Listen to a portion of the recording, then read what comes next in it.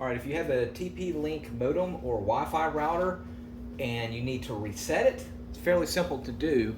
First of all, I'll show you a soft reset, and then I'll also show you a hard reset. To do a soft reset, the only thing you have to do is just unplug it from the wall. And I would actually highly recommend unplugging it as well. And then if any devices that are on it connected, I would go ahead and remove all the devices.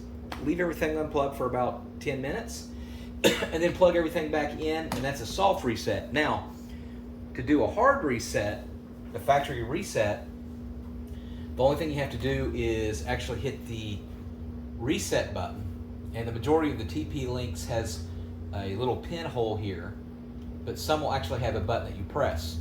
And the only thing you have to do to reset it is you can get a safety clip, a paper clip, a precision screwdriver, and just press in that hole, and you'll feel a click, and you just hold it down for at least 10 seconds.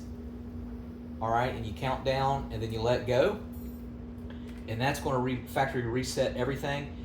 Now, your password should be on the very back, but your devices will remember the default password. So if you have a laptop or a desktop or even your TV, it'll automatically remember your last password if that's the default password. All right, and that's pretty much it. You might have to put the password into some new devices, but that's it. All right, thanks so much for watching, and make sure you subscribe.